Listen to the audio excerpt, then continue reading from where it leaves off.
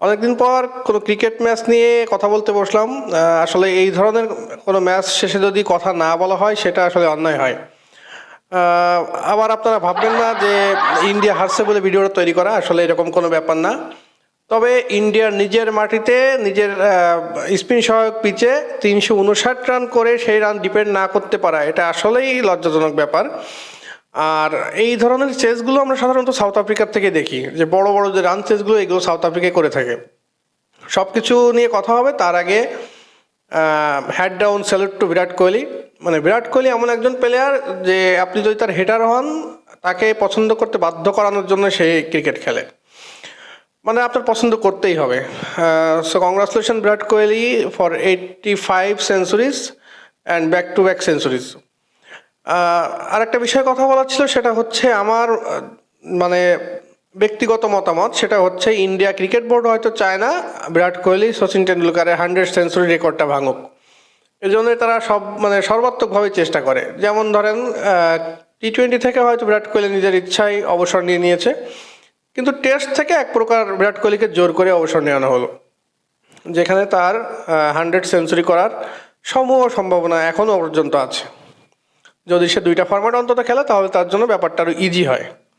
তবে সব থেকে বড় ব্যাপার আমার কেন জানি মনে হচ্ছে বিরাট কোহলি তাই ইন্ডিয়া ক্রিকেট বোর্ডকে মানে বুড়ো আঙুল দেখানোর জন্যই আবার সেভাবে ক্রিকেট খেলা শুরু করছে। মানে বিরাট কোহলি 2027 সালের ওয়ানডে বিশ্বকাপ খেলবে, এটা মোটামুটি শিওর।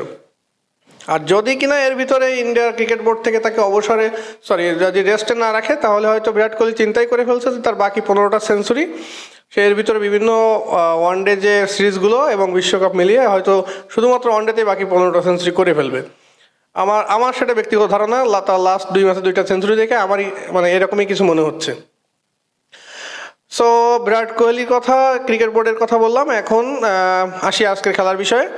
সেটা হচ্ছে ইন্ডিয়া প্রথমে ব্যাট করতে নেমে 359 রানের বিরাট একটা ইনিংস, মানে চ্যালেঞ্জিং স্কোর ছুড়ে দেয়। চ্যালেঞ্জিংই শুধু নয়, এটা এক প্রকার কি বলা যায় যে আনচেজেবল একটা ইনিংস, একটা রানের পাহাড়। বিশেষ করে ইন্ডিয়ার মতো স্পিন যাদের টিমে আছে এবং ইন্ডিয়ার নিজস্ব কন্ডিশন, সেখানে অবশ্যই স্পিন কাজ করবে। সেখানে এশিয়ার বাইরের কোনো টিম 359 রান চেস করবে, এটা একটা আনবিলিভেবল ব্যাপার। সো ইন্ডিয়ার ইনিংসটা খুব একটু ধীরগতি শুরু হলেও মোটামুটি এরপর থেকে 2 উইকেট যাওয়ার পর বিরাট কোহলি এবং ঋতুরাজ গায়কোয়াড় একেবারে কোনো সুযোগই দেয় না সাউথ আফ্রিকাকে। তবে আমার এক সময় মনে হচ্ছিল রানটা হয়তো 400-র কাছাকাছি যাবে, কিন্তু লাস্টের দিকে দেখলাম শুধুমাত্র শেষ ওভারটা বাদে KL রাহুল এবং জাদেজা অনেক স্লো ক্রিকেট খেলছে, নাহলে ওখানে আরও কিছু রান অ্যাড হওয়ার কথা ছিল। যাই হোক, এবার আসেন সেকেন্ড ইনিংসে সাউথ আফ্রিকার ব্যাপারে। সাউথ আফ্রিকা প্রথম থেকে একেবারে স্টার্টিং করছে যে ম্যাচ জেতার জন্যই। প্রথম 2-3 ওভার সেরকমই খেলছে, 2 ওভারের সম্ভবত 18 রানের মতো হয়ে গেছিলো। এরপর ডিককের আউট হওয়া পর্যন্ত বা তার 2-1 ওভার পর পর্যন্ত টেম্বা বাবু একটু সেট হওয়া পর্যন্ত মোটামুটি ওই সময়টা শুধুমাত্র মনে হচ্ছিল যে সাউথ আফ্রিকা হয়তো ম্যাচ থেকে ছিটকে যাবে। এরপর কিন্তু আর কখনোই মনে হয় না যে সাউথ আফ্রিকা আজকে ম্যাচ থেকে ছিটকে যেতে পারে। তারা টোটালি ম্যাচটা জেতার জন্যই খেলছে।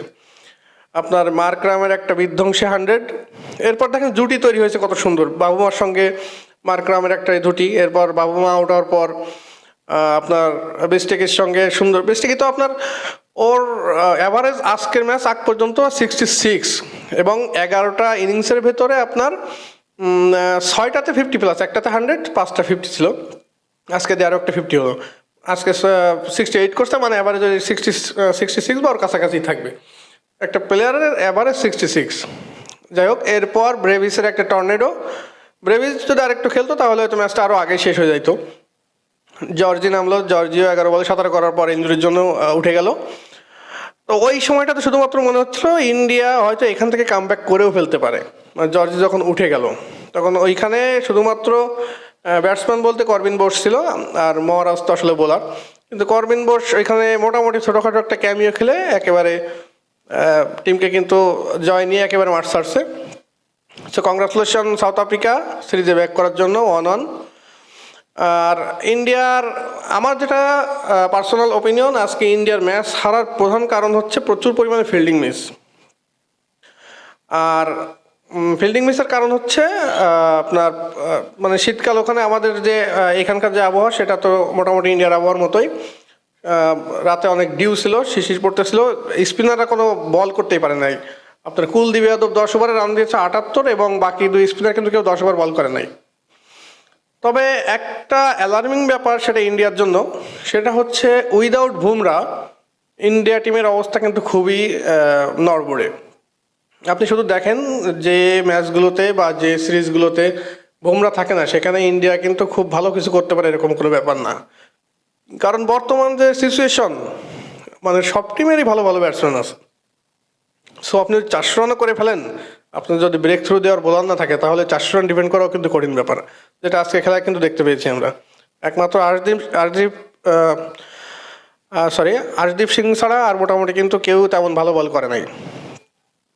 সো ইন্ডিয়ার নেক্সট মানে বুমরা আপনার রিটায়ারমেন্টে যাওয়ার পর ইন্ডিয়ার অবস্থা কি হতে পারে সেটা মোটামুটি এখনই অনুমেয়।